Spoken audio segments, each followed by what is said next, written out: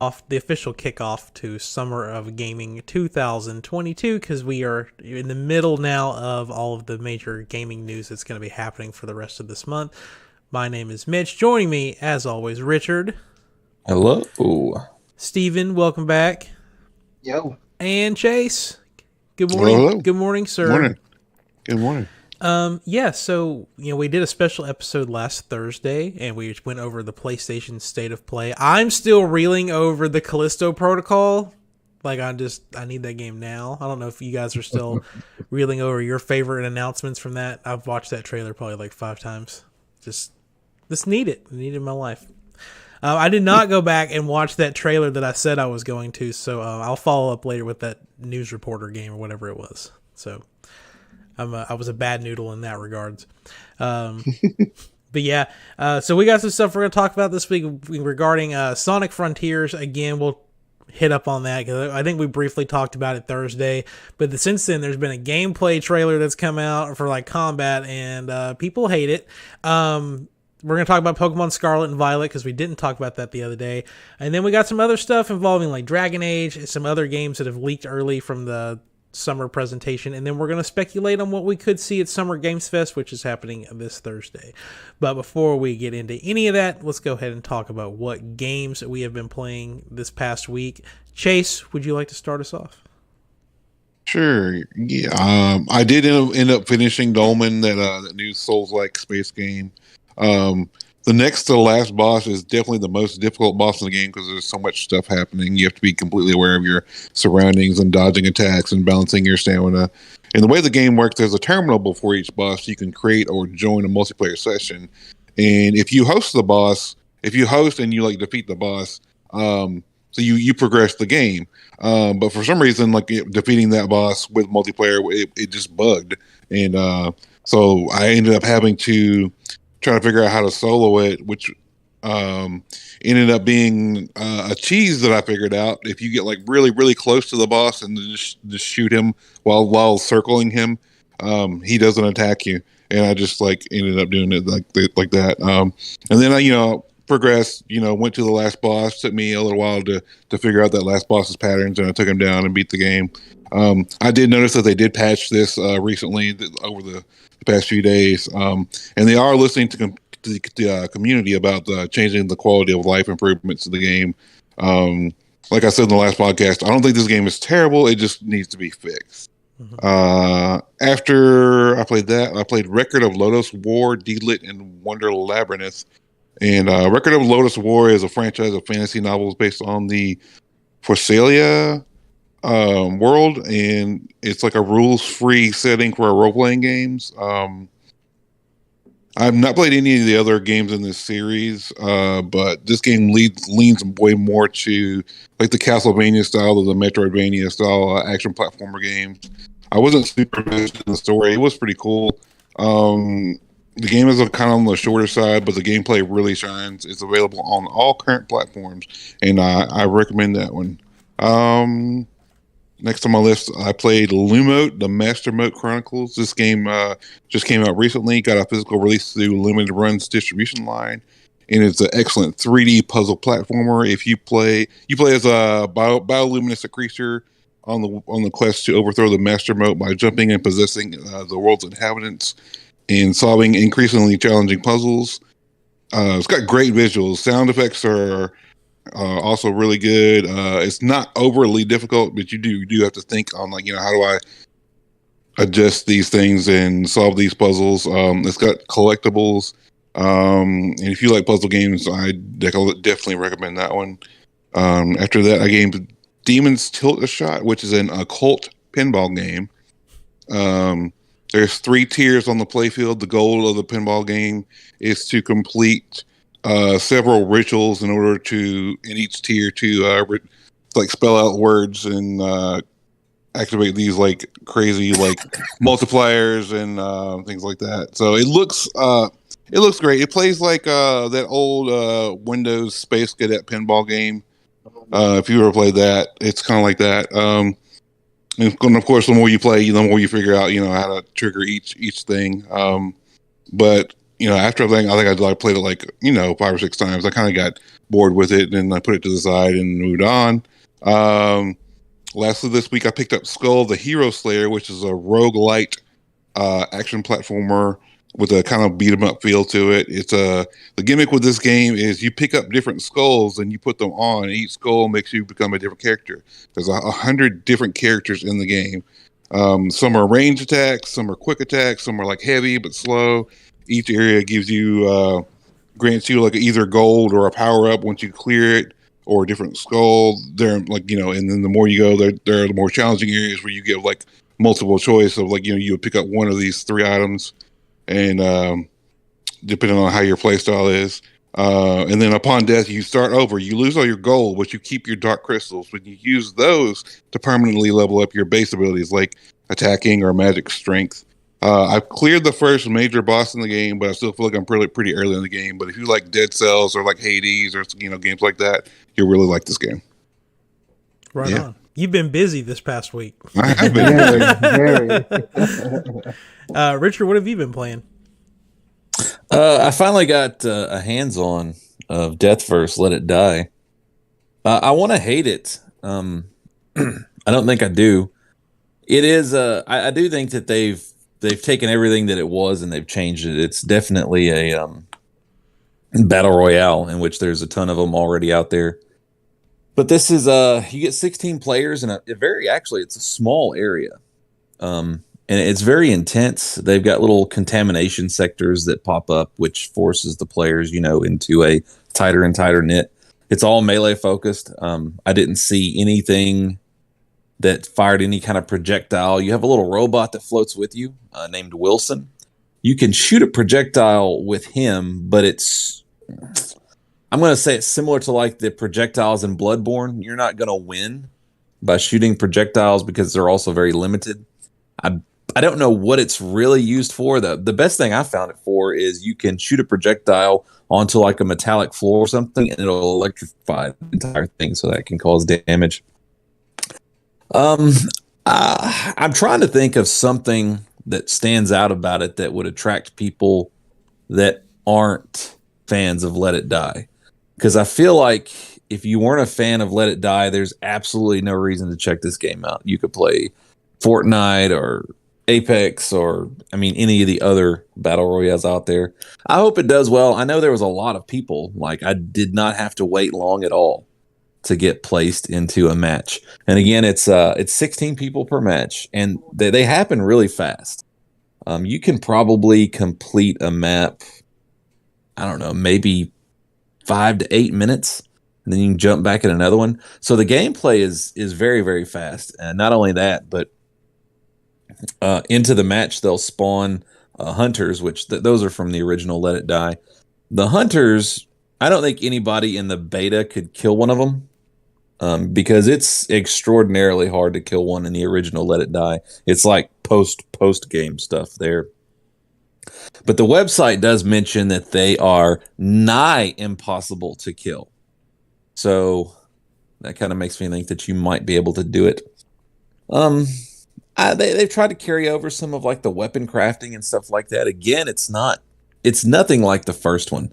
If you've not played the first one, it's pretty much a PvE with PvP options that are similar to those mobile games where you have like a base that players can attack. It's not like a direct PvP. You can kind of guard and set up traps and defend your base as best as you can, but you're technically not part of it. In this one, this is direct PvP. And again, it happens fast. I think there are some balancing issues. There's a lot of cool weapons. There's a lot of cool weapons in the beta. But I noticed that the people that won all had the katana. And I don't think it should be like that. Because, if you're going to have a multitude of weapons, then they should all be kind of like equally have their strengths and backdrops. But anytime that I won a Death Jamboree or anytime that I was defeated in a Death Jamboree and I saw the winner, it's like they always had the katana. So there are some elements that they need to work on, but I'm kind of excited, to be honest. I wish I could play it now. So it sounds like everyone carried their Elden Ring characters over to death first because that's what everyone used was the katana. Yeah, I mean, well, you've got like this awesome. It just has this awesome fast attack moveset that's really hard to recover from. I tried to do all the dailies from the one yesterday. One of them was you had to kill other players with arms, which arms weapons basically slide over your forearms, and they're kind of like punch gloves and stuff like that. They're supposed to cause more damage, and they do, but your evade, you press circle to do a roll dodge. It's so sluggish, and that doesn't matter what weapon you pick. The roll dodge is just sluggish regardless. So it's hard to evade that katana because you just can't.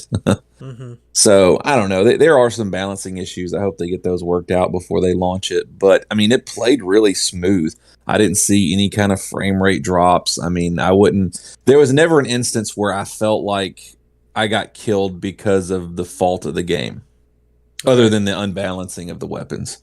So, but I also liked that it was so quick. I was cooking breakfast at the time, so like I could flip my sausage, go back, literally do a match, and come back before it burned. That's how quick it was, and I kind of like that kind of repetition. Is it coming back for another playtest or is it done? There's already been two. They were 2 weeks apart. I missed the first one because I read the thing wrong, and I jumped on the second one. But I mean, it feels, other than just some balancing issues, it feels done. It really does. Okay. And I'm just wondering if I should delete. I mean, I guess I'll delete the beta off my console, but I've got like a lot of kill coins, and I was kicking ass. Like I would prefer that stuff transfer over. I doubt it will, but was it tied to a different stuff, man? Was it tied to a different, like an account, like an Epic account, or I don't know what platform it uses? But well, it's weird because I played the beta. I got a special Uncle Death sticker or decal thing to play in the original Let It Die. But in character creation, you had to like name an account, but it may be tied to your PSN. Okay. Because it did update on the original, and I didn't have to do anything special for that. So interesting. Anything else you've been playing? Any more Horizon Forbidden West or anything? I haven't jumped back into that yet. What have I been playing? I know I played something other than that. Was it Fortnite? I don't think so, Darth man. Vader's in there? No, Maddie just I got her the battle pass yesterday, so I'd like to have Vader. I don't know if I'll get to that last page or if she will. I thought Darth Vader was like the starting skin. No, it's some girl with glasses. Oh.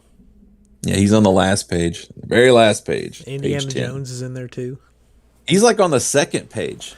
He's a quick kind of unlock.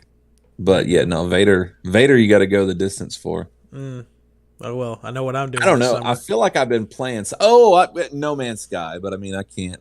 I could sit here and talk for 3 hours on what I've been doing in that, but you either play it or you don't. So you and Michael with No Man's Sky is like me with Smash. I just automatically assume you've been playing it.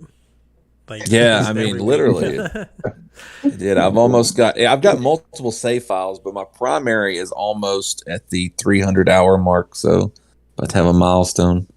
Nice. I'm about to hit 800 hours in Smash Brothers on my Switch. That's crazy. I was going to jump on and like troll your Twitch thing. Oh. You were playing last night, but like Twitch was being an asshole and like I couldn't get logged in. I tried to log in and they're like, no, you have to have a password reset. So I did the password reset thing and I never got the email. And what was weird is I was like, well, maybe I'm using the wrong email and login.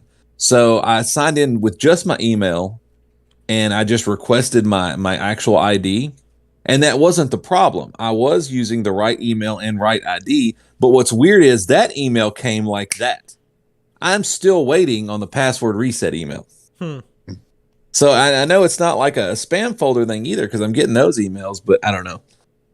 You've got some kind of thing worked out with Twitch, so I couldn't get in there and troll you. So they held it up. I've only ever blocked 2 people from commenting in my Twitch streams, and I've already unblocked them now. But it was Alex and Ty because I was doing a Smash stream over at David's or something. And, anytime David's involved, someone's got to start shitting on David. and starts picking on him. And I had to block him because it was like they were just getting real toxic in there. And then I had to hear about it for like a month and a half, being like, "You blocked me on Twitch. You blocked me on Twitch." It's like, what do you want from me? You're being an asshole in my chat. Like, I don't care. You can be my brother. I mean, yeah. Then just in there, just being a shithead, I'm gonna block you or mute you. Well, I know my limitations. Yeah, I said what I wanted to in the group chat. It's a kid's game. Oh, I didn't even see that in there. I was too busy playing a kid's game. Yeah, that's what we were talking about. I don't know. I think we had talked about show notes. Somebody had asked about show notes, and I was like, I don't know. Mitch is too busy playing a kid's game on Twitch. Well, so in regards to that though, like last night, when I started going live, Ty got in the chat and he was just being funny. He wouldn't say anything bad. And then Alex got in the Discord and that we were in and started just shit talking us playing Smash. And then I was like, and I think it was Quentin or Hunter said, "Hey, why don't you play Smash with us?" And he was like, "I don't have a Switch, but Hunter, I'll sell you a gun for your Switch." And they started talking about like selling like a shotgun or something for like 20 minutes and trading it for a Nintendo Switch. And I was like, this is not. I was like, "Alex, get out of the Discord if you're not playing Smash." And he was like, "Get out of the Discord if I'm not playing Smash," and just like, just being him about it. So he's like, I'm the one that brings in the views, Mitch. You put me on your show, you got 100 views on that episode, and you haven't gotten it back since. So, Wow. And he's right. He is right in that regard. Like, he comes on the show. Y'all talked about it. I was the episode that I wasn't here for. Y'all talked about that Bud Light console or whatever, and it got like 120 views. And I was like, okay, look, just shut up. You may be right, but just shut up. I don't want to hear about it. Anyway, Steven, what have you been playing this past week? Mainly it's been Dislike. I can't get away from that game. I can't get away from it. Everything is just pleasing about it. There's some music. It's like their take on fanfare for the result screens or maybe promoting a Esper or something like that. That gets kind of annoying, but the music is absolute bangers. It is. I'll sit back in the storyline and just let it play and just vibe out to the music. The music is amazing. I took it back to Super Punch Out. I keep getting stuck on what is. I can't think of. Oh, I just noticed the shirt. Bull. Bull. I can't think of the person's name. It's right after Aaron Ryan. Mad Clown. Is it Mad Clown? Wait, it's Haki Kagero. Yes. I can't figure out the hair whip thing. I don't know. I don't want to go online and figure out a strategy on it, but I've got to figure it out. So I put that down. I can tell you right now. Go ahead and tell me. You have to. You can't block. You have to duck it. Duck. Oh, see. And it's two. There's like one and then another one really quick. And if you duck twice and it doesn't work, then try to goose instead. I don't know what that is. But okay, I get it. You can duck goose. So is it? Yeah. Let's see. I've been playing FNAF VR Help Wanted. And I made the mistake of drinking before playing that game. Oh, God. Don't drink in VR. Absolutely terrified. Highlight of my day. What were you playing it on, Oculus or PlayStation? Yeah, on Quest 2. Well, at least you didn't have a cable that was tethering you to anything, so if you fell, you weren't going to yank a console in the floor. I guess that's a silver lining there. What else have I been playing? I went back and played Pokemon Ruby because that music is awesome to me too. And I think I may have said it before, but that was like the very first game to where I realized that it wasn't a world domination thing with Pokemon anymore. It was a world ending event with Pokemon, and it seemed like every game after that, somebody was trying to do something to destroy the world. Um, it was just something about. It was just something about going to the Origin Cave and fighting Groudon, because Groudon was one of the hardest to catch in my eyes. Like most people, a lot of people that I've talked to about it, they say Mewtwo was their hardest catch on Pokemon Red, Blue, and Yellow. But like, he wasn't all that hard to me. Like I could catch him with a Great Ball. The hardest Pokemon I remember trying to catch was me as a teenager not understanding how I was not going to be able to get Celebi, and I sat there and tried every way possible to get Celebi, and I consider that the hardest catch ever because I never got it.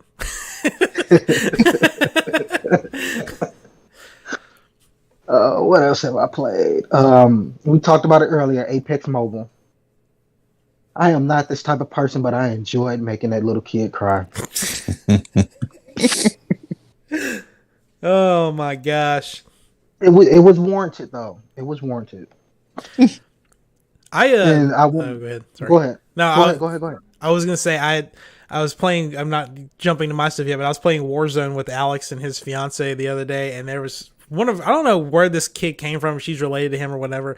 There's this kid named, I think his name's Tough or something, and I got into I've only been able to play Warzone on my PlayStation because my computer's been having some heating issues, and so I jumped in the game and I had my microphone muted, but I forgot that like since I didn't have a headset plugged into my controller, the voice chat was going to come out of my controller. So I get in there and I just hear this little kid go, "Who is Meechflow? Is he any good?" And I was like, "Oh God, this." And okay, anyway, continue. It was just. What else have I been playing? I think that's it. Other than Solitaire Cash, making my gas money. Hey yo, love me some Solitaire Cash. Yeah. Heard that. So yeah, I've been playing Warzone a little bit, and I've played that for just one day, I guess. I played Apex for a couple hours, got me a win under my belt, finally. But the main thing is I've been playing Diablo Immortal because it just came out on mobile and on PC, and it's got crossplay. And people are shitting on it because it has microtransactions, but I'm at level 30 and I have not put $1 into this game. So I think it's probably mostly cosmetic stuff, I think, if you want to get better armor. But yeah, it's been fun. I want to play it more, but yeah. I played it up to level 10 and then realized that Alex and Ty were playing in a completely different server than me. And it wouldn't let me move my character over. I had to go start over. So I had to go through the tutorial again, which took an hour and a half, and then had to get that way I could get back in the game with them. But it's been fun. I highly recommend it. Especially, I wouldn't drop money in it unless you just got a bunch of money to spend, because the costumes are it's kind of like Fortnite price. It's $25 for a skin, a good armor set. The difference being is that in Fortnite it's purely cosmetic, and in this game they have stats behind them.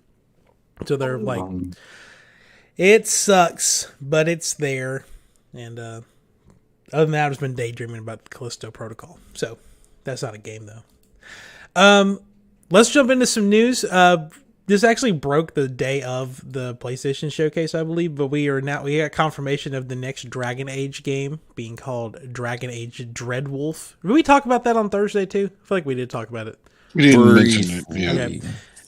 The only thing we know about it is the title and the fact that it's not coming out this year.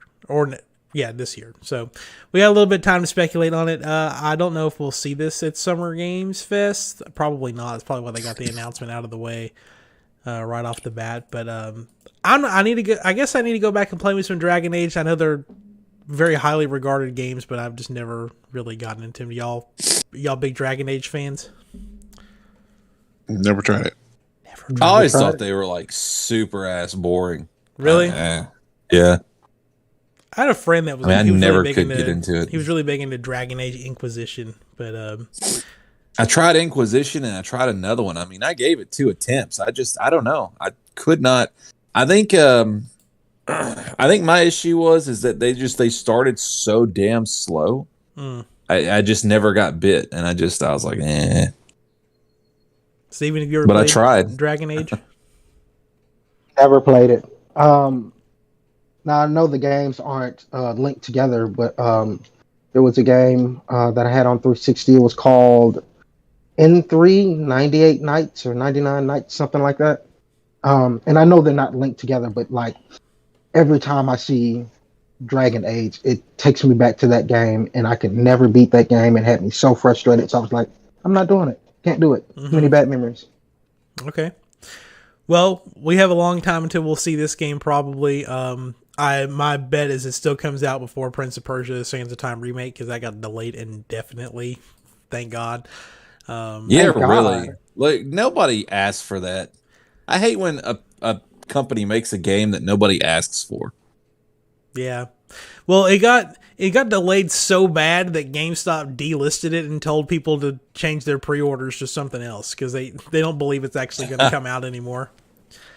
Wow. Speaking of games that need to get delayed, let's talk about Sonic Frontiers because there's this is like one of the major games coming out this year. I'd say probably a major game. And IGN's doing like their big preview for this game the entire month. And they showed off some standard gameplay, which we talked about on Thursday. But just to recap, you're in a giant open world that looks like an Unreal Engine 5 demo. And it's just about as naked and barren, I'd say, as probably Breath of the Wild in most ways, except that there are rails for you to run around on. You can run up walls, except for at some point you stop running and you have to climb the rest of the way. And there's not a lot of enemies, but then they showed off a combat trailer and it was very lackluster, in my opinion. It didn't look fun. The game does not look fun whatsoever. Yeah, it takes forever to kill something. Yeah. No, thank you. Like, why wouldn't you just run around? Yeah, why do you like? That's What is the purpose of having to fight these enemies? The puzzles look awful too. Like they were like, yeah, this is a puzzle from the first mission, and all he did was just move like a pillar like 25 degrees to the left, and this door opened. Like, what is? That's not even a puzzle. Like, that's no different than putting a key in a lock. Except Sonic just doesn't do that. Steven, you said you watched the combat trailer this morning. What are your thoughts on it? I mean, I like the combat. I'm all for taking a while to beat up enemies, but the camera angles were just all wrong. Generally, you want to be focused on the two main things. You got your antagonist and your protagonist. You want both of them in your camera angles, 80 to 90% of the time. But when he does his combo and he does this zoom out and he comes back to the character, it's like the camera is focused on Sonic. And you zoom around, you go up, you go around, and you come back to the enemy, which can be disorienting to a lot of people. It can throw off fighting styles. It can literally throw you out of sync, and you can get murked by an easy enemy. And I feel like that's just wrong. I think both of the main subjects when you are fighting something should still be in camera view. When you're doing that, I don't know if they need to pan out or change the type of camera angle that they're using. Maybe I'm not sure what they need to do, but that just doesn't work for me. And I thought at first when I saw him fighting, I was like, oh, he's actually punching and kicking. This is going to be a good combat style. But when the cameras came in, I was like, yeah, that's the only thing I had going for it. So unfortunately, I'm going to say if they don't fix it, I'm probably going to pass on that one. Yeah. Well, a story that was breaking this morning is that fans are petitioning for Sega to delay the game again out of this year to fix it, even though the game's already seen a delay once into this year. Do you guys agree with that? Do you think they should delay it again or delay it out of the century? They just never release another Sonic game for another 100 years. And it worked for Ugly Sonic. Yeah. I mean, yeah, and he had his second coming in Rescue Rangers or whatever. I don't know. We'll see. I guess I don't play Sonic games. I literally bought Sonic Mania and then just never played it. So I mean, cannot keep my attention whatsoever. But God, I'm getting good with these transitions. Speaking of things that keep my attention, Pokemon Scarlet and Violet. Speaking of words on a list, Yeah. We got a new trailer for Pokemon Scarlet and Violet last week, showing off the legendaries, a couple of new Pokemon, one of which has become an internet sensation since then, and we got our first in-game look at the starters and the the professors, which everyone's being divided on which one's the sexiest professor, and Steven's eyes are rolling. It was funny. And some overall gameplay features, including what I think is the biggest improvement, is that the whole game can be played in 4-player online co-op, which you can run around the whole world. It's open world. Everyone doesn't have to be doing the same thing. Like they showed off one trainer in the desert and one in a snow region. You can just be in the same game with your friends, and it looks really cool. But now that we've gotten to see the starters in game, or is everyone sticking with their starters that they've said earlier that they were going to pick? Or have you changed your mind? I don't even remember what I said. I said I was going to get the pot cat, which, I'm going to stick with it. Yes, it's really tiny. Yeah, Sprigatito. It's a really tiny cat. I thought it would be bigger, but when they showed it in the game, it's really, really tiny. My next question with that, does the cat end up standing on 2 legs? Oh, I hope so. We don't know. See, Steven, you're the first person that I've talked to about this that's actually wanting it to end up on 2 legs. Everyone else wants it to stay on 4 legs. I love to root for the underdog. This is going to be hilarious. The internet is going to explode. Because that is what happened with Incineroar, right? Where it was the little cat, and then it ended up on 4 legs, and everyone's like, "Dude, what the hell?" I don't know. I'm still Team Fuecoco. I think it's supposed to be allegedly a fire ghost lizard. It's let's go. I'm here for it. I'm gonna have to pull up the names of these legendaries because I already forgot them. Because oh look, I typed in the letter P in Google autofilled Pokemon Scarlet and Violet legendaries. Thanks, thanks Google. So the legendary that's for Pokemon Scarlet is called Koraidon. And the one for Violet is called Miraidon. And pretty much they're they kind of look like vehicles, if you kind of think about it that way, because the Scarlet legendary has what looks like a tire sticking out of his chest. And the one for Violet has rocket legs. So that's cool. Maybe you get to ride on them. You can, that's how you don't get a bike in this game. You have to get the legendaries and you just ride around them like motorcycles everywhere. That would be cool. Transformers. Yeah. There's a big influence of past versus future with these games. People were comparing the professors were the professor for Scarlet. It's the female professor. I'm not going to look up what her name is. But she's wearing caveman shit. She's got very prehistoric attire on. And then the dude that's the professor in Violet's wearing futuristic looking stuff. And his haircut looks more futuristic. And there's a big past versus future kind of thing going on. And like Steven was saying, where Pokemon nowadays is going towards the evil team is trying to take over the universe, I think the enemy in this game is trying to take over the multiverse because that's popular. So we'll see. We can't not talk about the new Pokemon that were revealed though, other than the legendaries, which I'm drawing a blank on one of them, but the other two, one of them is named Smoliv because it is a small olive. Get it? And the other one, which is the one that the internet was set on fire for, was Lechonk, the little fat potbelly pig. Yeah. Everyone is just eating that literally Pokemon up. I'm trying to find the name of this other one because the other one's it's literally just Pikachu. I swear to God, I just saw it. So do we have what? Do we have an idea on where this new Pokemon is supposed to be slated? Because they're kind of going after different countries as far as the theming. It's game. Spain. Spain. Yep, it's supposed to take place in Spain. There's a lot of Spanish influences in here. Yeah, I guess olives are important to Spain. Could have fooled me. I didn't know, but yeah, when I heard olive, I was thinking Italy. So Yeah. No, it's supposed to be supposedly Spain. But yeah, so there was Palmy, which is the new Pikachu-like electric mouse Pokemon, which I literally thought Pikachu was the, quote, electric mouse Pokemon. So for them making another one that's called the electric mouse, that just seems like that is literally a rip-off Pikachu, not like some of the other ones were like squirrels and dogs and shit. So like they were Pikachus where they weren't Pikachus. But this is like literally a Pikachu. And then yeah, everyone thinks that Lechonk's gonna evolve into a Pokemon called Lethic, and I want that to happen.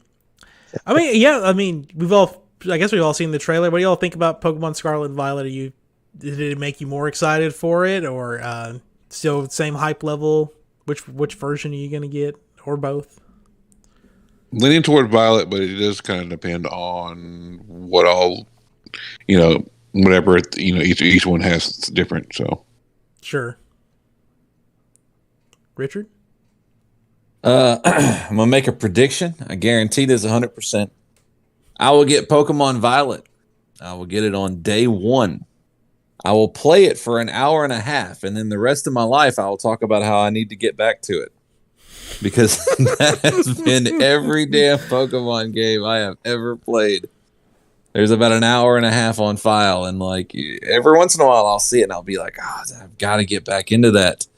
And then yeah, that's the course of it. That's how I play my Pokemon games. I just talk about how I got to get back into that. Well, I'm gonna not make a mistake I made with Sword and Shield, where I played the game like religiously for like a month probably, and then took a break from it. They released DLC, and I said I'm gonna go start that game over and go directly through the whole game again, and then go through all the DLC. And then I got 15 minutes back into the new game, and the rival annoyed me so much that I turned the game off and never went back to it. So was that Leon? I think was his name. No, it's it's not Hop, is it? Is it Hop? Oh, the little kid. The one that stops you every 5 seconds and wants to talk. The younger brother of Leon. Yes, that kid, like if they ever released a patch for that game where you could turn him off, I would totally do it. I'd go back to that game again, but it's like I cannot play that game because it just frustrates me every time I see his dumb little face pop up on the screen. Has that been like a mainstay of the series? I mean, recently, literally, yes. As far as like main entry titles go, I've only played Sword and Shield, and I guess you would consider what was Arceus. It's Arceus, yeah. But Arceus didn't have like a rival though, did it? It's got that girl, but she's not really. No, I would say Arceus is more of a spinoff, but like if you count like I never played Ultra Sun and Ultra Moon, which were like the sequels to Sun and Moon, because that was still Gen 7 or whatever. But there was a dude in that game too that was kind of annoying, but he was not as bad as Hop. I think Steven's microphone's off. Say something. Yeah, your microphone's off. Well, while we wait, what? Wasn't there a Pokemon game with something about like Japanese generals or something like that? Oh, yeah. It was a spin-off game. Pokemon Conquest. That always looked interesting to me too, but I never played it. Wasn't that? It was kind of like I don't remember exactly, but I feel like it was kind of like a mashup of like Fire Emblem and Pokemon, but not like actual Fire Emblem, but it was like the same type of game. So it's called Conquest? Yeah, it was the DS game. Steven, mic check? Yeah, that's it. Mic check. Cool. You're good to go. You're back. Yeah. Dude, IGN gave it a 9 out of 10. There we go. Steven, what are your thoughts on Pokemon Scarlet and Violet from that new trailer? I am hype about that. Now, even though that is a fun concept of being able to all be on technically the same map or server or however you want to look at it, at the same time doing the same thing or separate different things depending on where you are. I like that concept, but I've always had the issue ever since there was any type of online play with Pokemon, having those friends to do that with. Because if you're like a month and a half late to the party of playing that Pokemon game, you're already behind on everything. Yeah. People have already traded the Pokemon that they've needed. They've done the things that they've needed to do. So there's a lot of catch up that you've got to do. And even with all the catch up in the world, there's still a chance that you're not going to be playing with anybody. You're not going to get the Pokemon that you need traded unless you go to one of those external sites where somebody's like, "Hey, I need this. I'll trade it for that," and you get their ID and stuff like that. Because I've had to do that on Shield, and it just really depends on when you start. I mean, if you do it day one, it'll be an awesome experience, but we'll see how that goes. I mean, yeah, hopefully because, the game is, with it being open world, they said you could tackle whatever region you want to in whatever order, which tells me that the game is going to have level scaling, which could be really good or really bad, depending on how they do it. So maybe they'll implement some other features that'll make it easier for people who are jumping to the game late. I don't know. Maybe it's kind of like Diablo, for example. Like, if I go into Alex or Ty's game, they're like 10 levels ahead of me now, but like the enemies are scaled to the level of the host. So if I'm 10 levels behind, I'm getting extra XP for killing these enemies that are 10 levels higher than me. So maybe there's some way that they can implement something like that to where, like, if you are behind and like you're fighting some, I don't know, like a Dragonite or something, and you get the XP for it, and you just shoot up, and next thing you know, doing that a little bit, and your Pokemon all of a sudden just get up to... It kind of breaks the immersion, I guess, with Pokemon if you, like, cheese levels like that, but, you win some, you lose some, right? Like... Mm-hmm. We actually ran a poll on our Facebook group, facebook.com/group/NextGenNewsWeek. You can...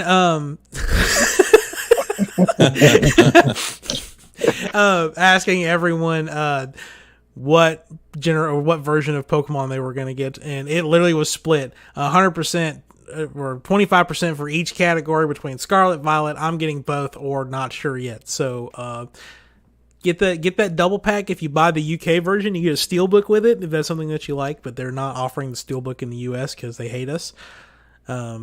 So it comes out November 18th, so you got a couple months to make up your mind. I'm sure we'll see more trailers, and I just want to see more new Pokemon. If you count the legendaries, they've only shown off 5 new Pokemon so far. And I feel like whenever Sword and Shield, when they first got announced, they showed off like at least 10 in the first trailer, and we're on trailer 2 now. So I don't know. I feel like they trickle them out. They announce the starters, and then they announce 2 or 3, and then they announce 2 or 3.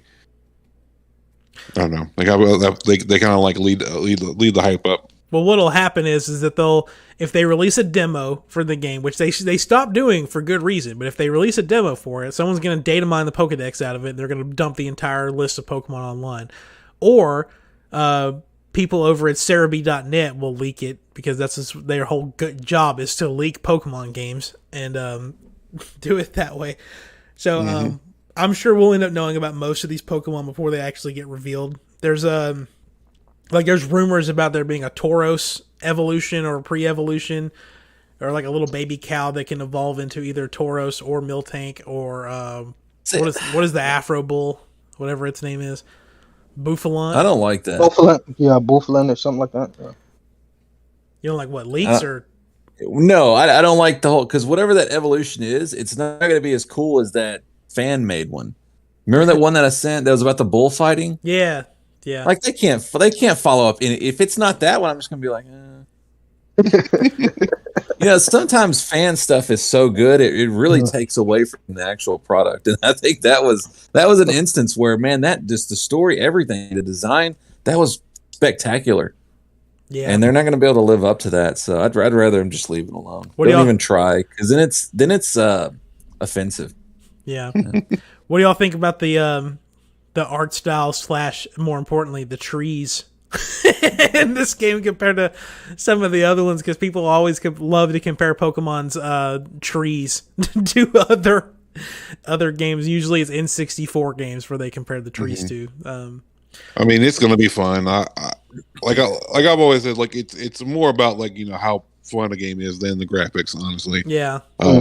You want to? I mean, if it's got both, then that's awesome. But the argument people make is like Pokemon's a $1 billion company. Like, why can't they invest more to make their games look better? But like, there's 2 things, and I like this guy on YouTube. His name's Austin John Plays, and he talks about some of this stuff. And like, one, Pokemon's always on a consistent time, like a tight schedule where they don't get it years to innovate. They always have to have the next game coming, so they're usually not able to make gigantic leaps in their graphics and gameplay formula and stuff. But two, the trailer we've seen has been uploaded and compressed and decompressed and compressed again and then decompressed onto your screen, and so it's going to lose quality. It's kind of like taking a picture and you send it through someone on Facebook and then like they go to print it or something and it looks awful. It's just same thing with that.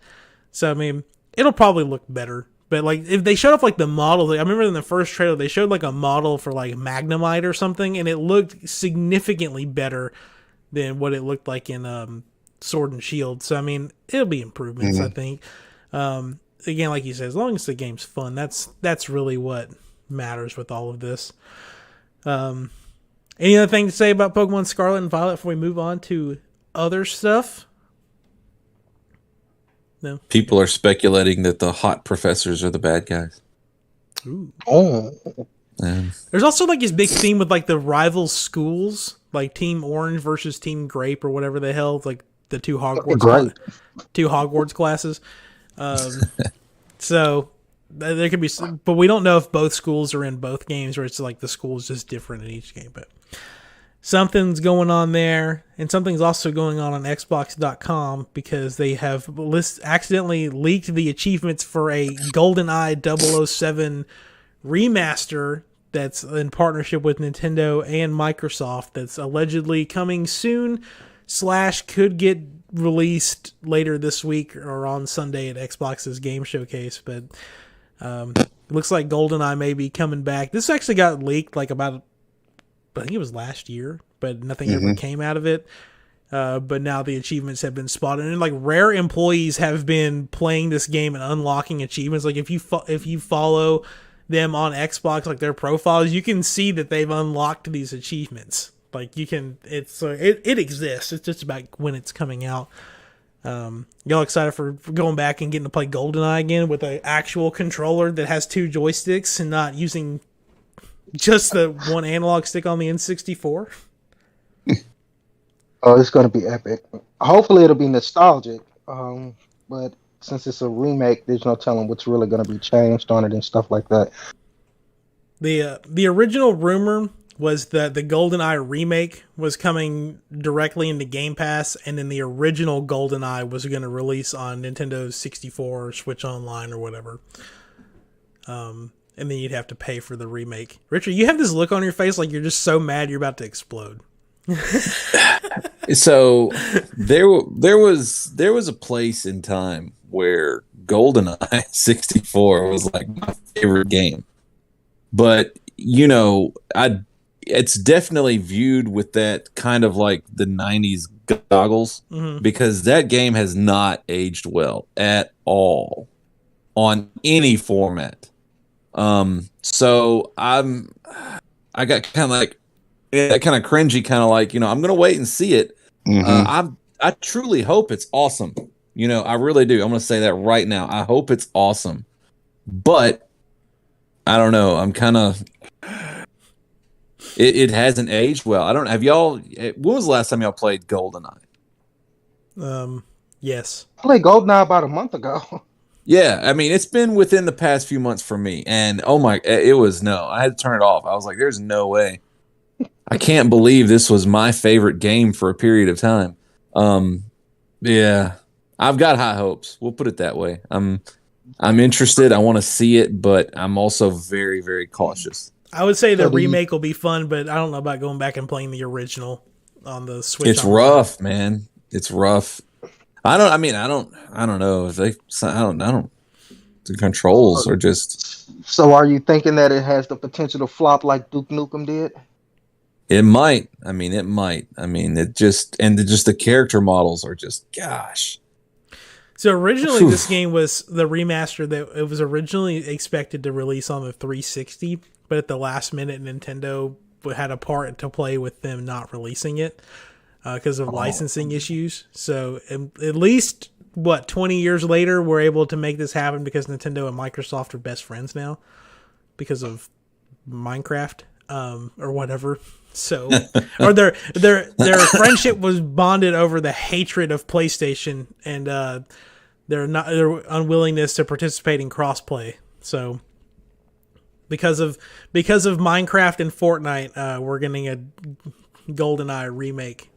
So there's this person I follow on TikTok. Or actually, I may not follow him. He just always pops up. But he's always like, someone will bet him like $100. They're not really going to give it to him. But like, if he can find a reason or find a connection between like some old person and some different young person that's on completely different sides of the world. Like they did like, what was the last one they did? It was like Queen Elizabeth and Mia Khalifa. Like, find a way that these two people have interacted with people, and it was like Mia and then like a bunch of different sports stars, and then like one of them met the Queen or something like that. And I want to see like a timeline of like, or a way like that where like Fortnite or Minecraft is the reason why X project now exists because of some partnership or something. To see something like that, or do that without using the word Fortnite, it would be a fun challenge. What was the connection of Mia Khalifa with a bunch of different sports stars?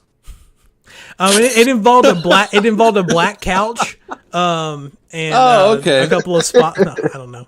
It was like she had met them. Like it showed her, and she was meeting like one of these sports stars, and then it showed that sports star meeting someone else and someone else and someone else, and then one of them it led to like that last sports star being like with an actor or something, then went on to, it's not like Mia Khalifa meeting the Queen, but like these different connections where it ended up with the Queen. So it was fun. It was really funny. There's a lot of those that dude does, and people are like, I'll bet you $100 you can't do this, and then he does it, and they're like, whatever. All right, I'm not paying you. Yeah. All right. And our last little thing, it's not really news, more of a speculation section, because we are about to come up on Summer Game Fest this Thursday. Unfortunately, no one's taken my shift yet, so I may have to work, but sad day. We'll get there. I'm gonna reiterate today, hey, I need my shift covered. We'll see. Yeah, there's like 30 different partners that have said that they are going to be showing something at this event. There was a news article that broke right before we started recording where it said the majority of the games that are going to be here are games that we've already seen. Not a lot of new announcements in here. But we'll just quickly go through this list before we wrap up, just going over every developer that's supposed to be here and like the one or two games that they have in development, and kind of quickly speculate whether or not we think that they'll be there, especially the stuff that we don't actually know if it exists or not. So like the first thing, 2K is going to be there. The stuff they have in development, Grand Theft Auto 6 and a prequel to Mafia. Is it time to see GTA 6 or is it too early? I like that hard drive article that says the writer for GTA 6 hasn't even been born yet. I really like that. I really like that article. Oh, man. I mean, they may tease something. I don't think they're going to show much. If they do anything, they're probably just going to be a little teaser. Yeah. Activision, Modern Warfare 2, that's already confirmed to be there. So that's like a dead given that'll be there. Atlas is on there, and everyone thinks Persona 6. What about, is it time for Persona 6 to show up? It's been I would love years. to see Persona 6. They're probably going to show off like Soul Hackers. Soul Hackers, okay. Or Shin Megami Tensei 5 DLC. Possible. Yeah, I was thinking maybe. I mean, if they could just say Persona 5's coming to the Switch, that would set the internet on fire. Just really there's would. no reason why it's not on there. No, because the sequel's on there, but the original's not. Unless Sony just gave them an ass load of money that said you are not putting this game on other platforms. That's the only reason why. Bandai Namco, they've already confirmed that there's probably going to be DLC for Elden Ring, and then Digimon Survive is their two major games. What the hell did they leave out of Elden Ring for DLC that they can't? I don't know, but I'd go back and play it. Yep. Yeah. Put another 30 hours in that game. Oh my god. Bloober Team rumored to be working on Silent Hill 1 or 2 remake. Richard, would you be excited for Silent Hill to Man, show up? like right now, I just want something confirmed. I hate speculation. At least, well, hold on. I hate speculation to this extent where like there's screenshots and people know a guy whose cousin works for this other place and he said that he saw this, and after a while it gets really bogged down. So at this point, I would like to see just anything confirmed and like put on paper that okay, this is going to happen. So that's my hope, is that if anything, it's going to be confirmed. And if nothing's confirmed, can we stop talking about Silent Hill for a little bit? I mean, we'll stop talking about it on the show, I promise. No. I mean, like, generally, it's kind of like, the Bully 2 crowd. Let's just hang it up, man. It's not in the cards. Yeah. Capcom, we just got to look at Street Fighter 6, Resident Evil 4 Remake, and Resident Evil Village DLC. It's possible they just show that stuff again for a wider audience. They also are... Yeah. It's also probably time for a more mainline Monster Hunter game, because the last main one that went on all platforms was Monster Hunter Worlds, which I think was like, 2016, I think. So we're due for another multi-platform Monster Hunter. I know they have Monster Hunter Rise on the Switch, but that the DLC for that like just released or is about to release, so it's time to start looking at what's next. Coffee Stain Studios. Before this we recorded today, I had no idea who they were. I had to look it up. There are people behind Deep Rock Galactic, Valheim, and Goat Simulator. So I could see a Valheim expansion coming, because that just released last year. Deep Rock Galactic, I'm sure it could get something, or it could be something new. We don't know. Deep Silver, Saints Row reboot, Richard. We're getting another big look at that. Yeah, well, there's been some talk on the internet, and I kind of believe it might be true because they've done it before. I can't remember if it was for Saints Row 3 or Saints Row 4, but they actually released kind of a standalone little app that gave you full access to the character creator mode. Okay. Just so that you could see like the different types of clothing, the different looks you could create, all this stuff. And you could convert that over, when the game came out.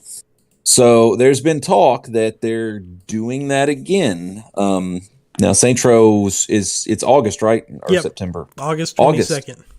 So, we're, next month is July, and then we're there. So, if they're going to announce it and talk about it and stuff, I think that would be really cool. Cause I know that, when you look at some of the message strings, if you filter out the people that, this looks like Fortnite.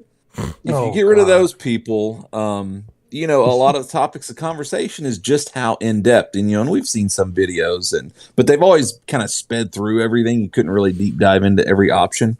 Yeah. I'm very excited. Apparently, it's even supposed to be called the Boss Factory. There's enough floating out that I think it might be real. And for the sake that they've done it before. So I'm hoping if they have Saints Row that they also do one of those things where like, and Boss Factory is available for download now or later today, or, whatever they do. I'd be here for it. Yeah. Yeah. I want to know if I can have my English accent. My guy had the English accent in the other Saint. I want to like birth him in this new universe. So you ever big seen neck tattoo. He was a cunt. You ever seen you ever watch Futurama? Oh man. I saw an episode that like made me cry, because that was like the whole point of the YouTube video is cartoons that make you cry. Was it the one with the dog? No, it had to do with his mom. Oh yeah, I know. Okay. There was an episode where like all the characters like they had died, and like the professor had like put like this like the littlest part of them in a like this giant cloning tube, and it just started like birthing out remakes of them. So when you said you wanted to rebirth your character, that's all I was thinking about, was them like just shooting like this like clone of them out of this vat. It was pretty funny. They also have I don't know. It still apparently exists. We don't know if it's ever going to come out. But Deep Silver also, since 2015, has been developing Dead Island 2.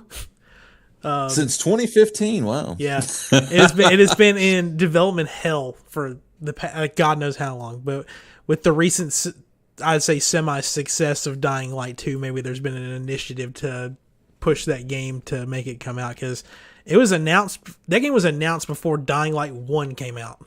So. And wow. It never came out. Devolver Digital, they actually have their own showcase happening on the 8th, but it's the way they phrased it was like an announcement for a trailer or something. It's something dumb. Devolver always does really weird announcements. Yeah.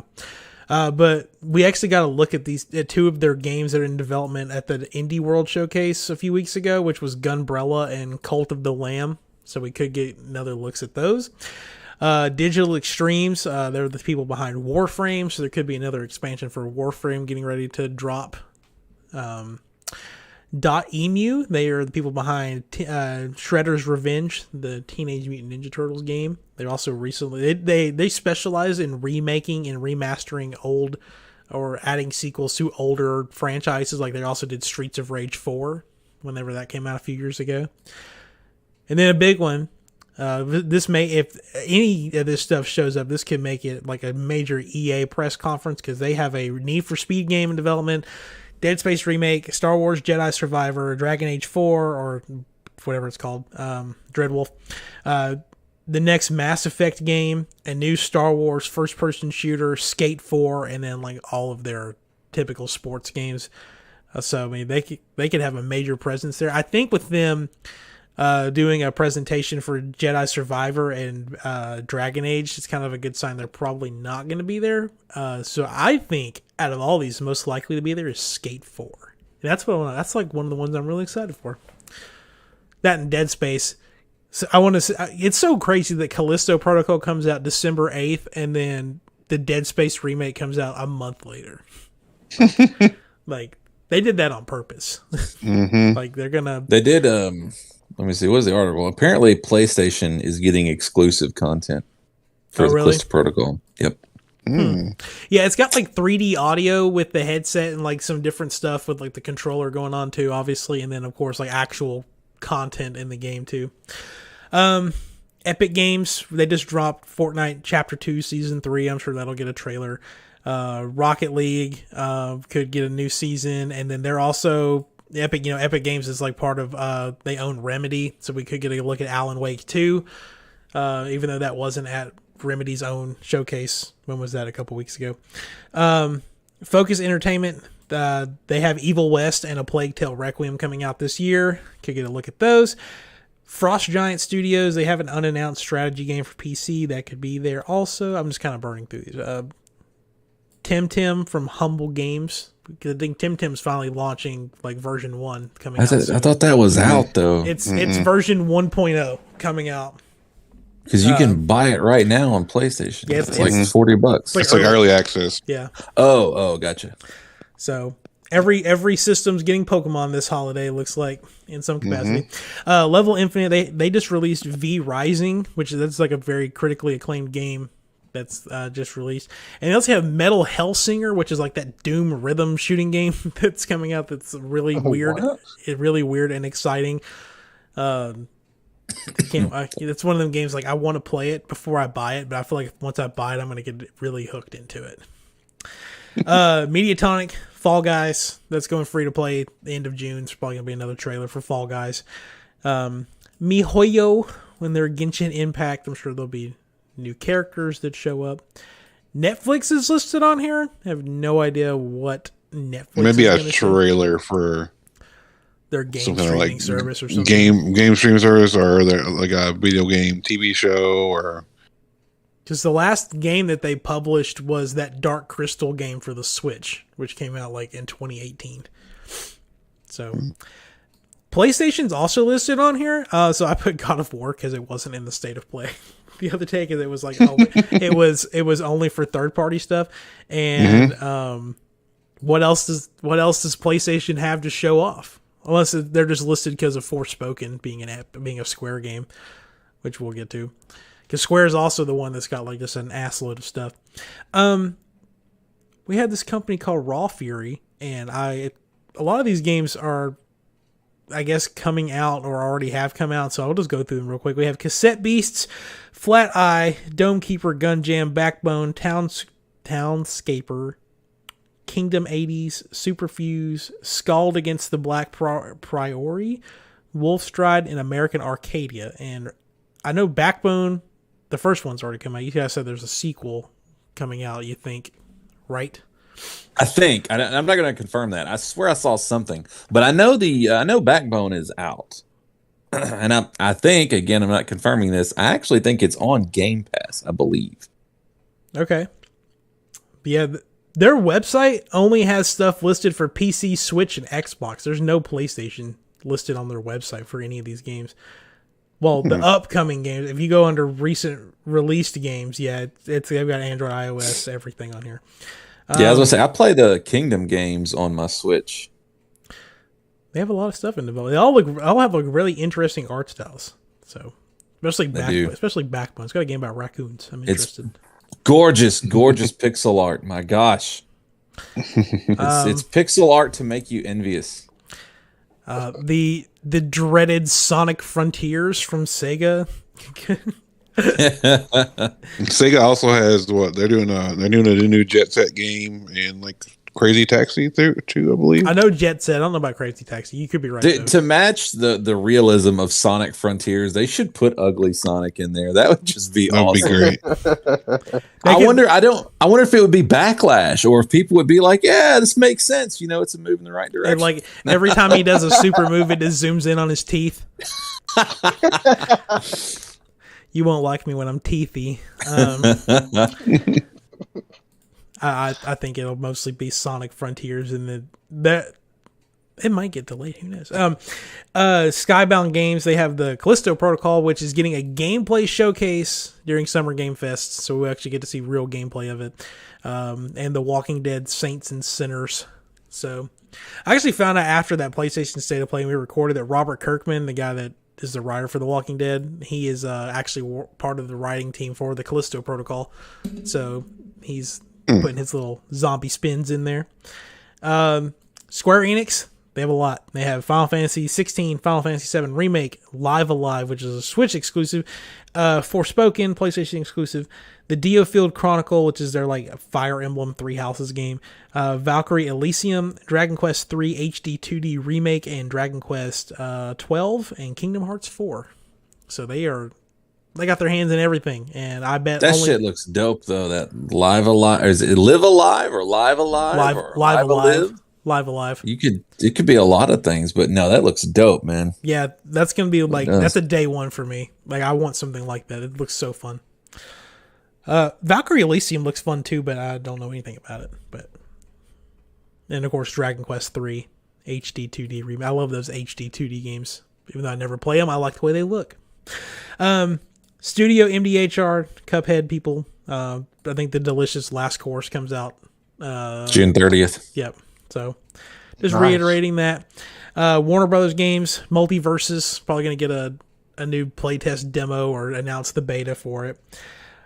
Xbox is listed on here, and I was trying to think of like what they could announce that they would want to not say for their Summer Games Showcase.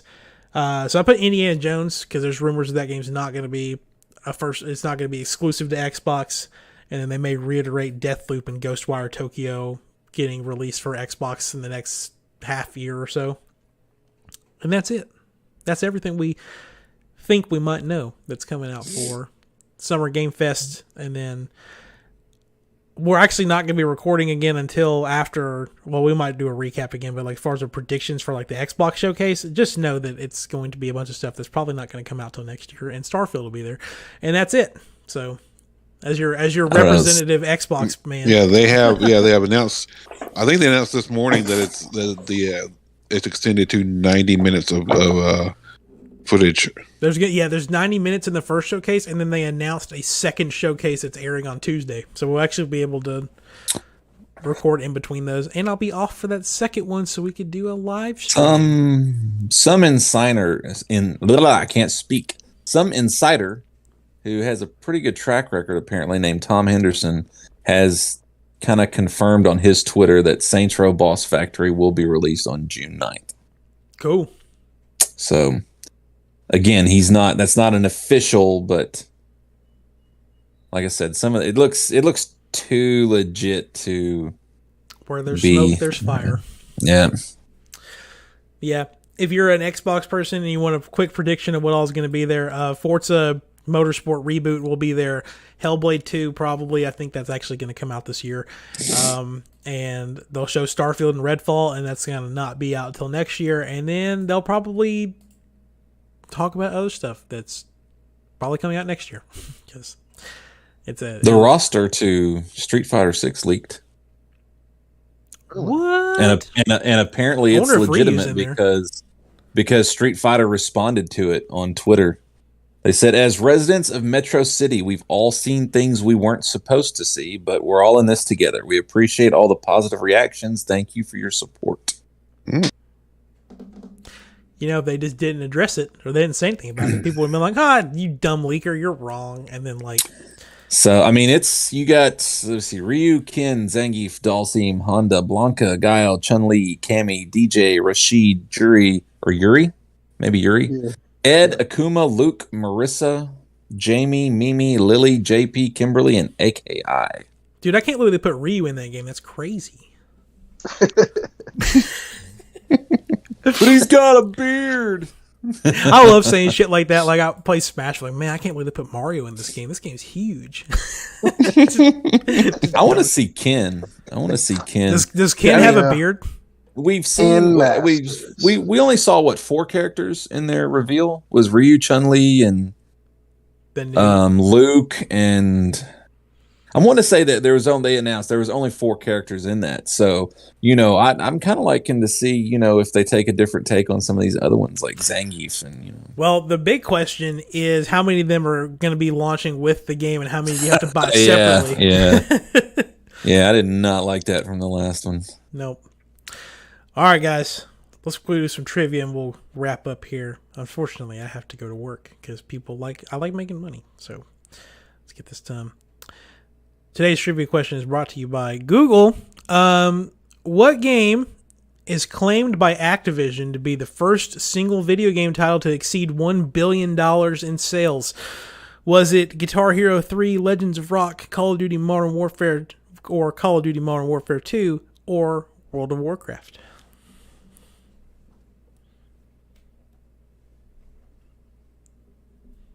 What was the question again? What game is claimed by Activision to be the first single video game title to exceed $1 billion in sales? Okay.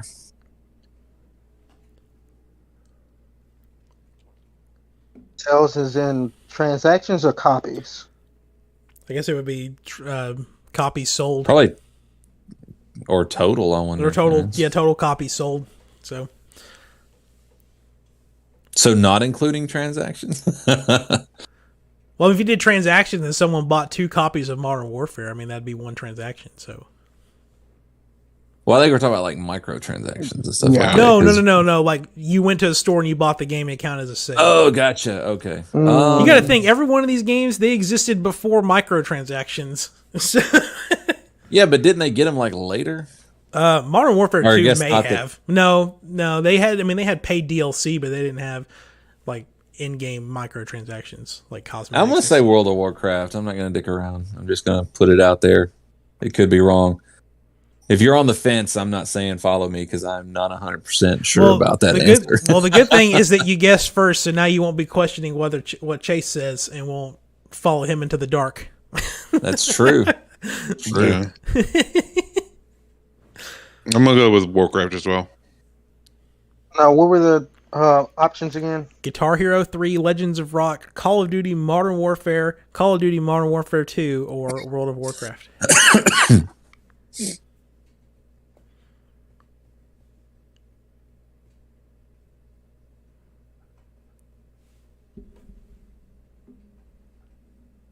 You got this.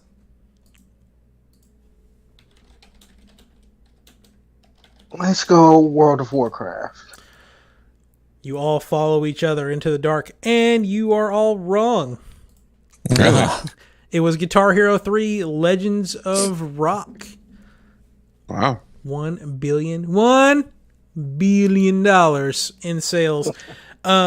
It's a lot easier to hit $1 billion in sales whenever you charge $100 for your game with a guitar instead of $60 for your game. So, yeah, Activision had claimed a long time ago that was the first game to ever reach $1 billion. It's no longer there. Grand Theft Auto 5 is a money-making machine, so nothing will probably ever come close to... I don't even think Grand Theft Auto 6 could beat it, probably, because they'll probably... Well, I don't know. I could be wrong with that, but... It will, because they're realizing that this tactic has worked for them, so when they drop the new one, they're going to make us wait the equally longer 20 years for another sequel to it. I can't imagine being 60 years old. Like, Grand Theft Auto 7 came out. I'm done. Oh no, I don't. If it follows this format, man, Grand Theft Auto 6 will probably be the last one we all play. Hey, look, if they make it a live service game and just keep updating it, sure. Man, when I pass on, I'm gonna figure some shit out, because if they launch a game that I really want, the day after I go, I'm gonna learn how to throw stuff. Become a ghost and flip desks over and stuff like that. I'm gonna haunt, whatever. You'll just go to Punch Out. every The next Punch Out comes out the day after I pass on. Then that day, there's gonna be monitors flying across the room and Nintendo and everything.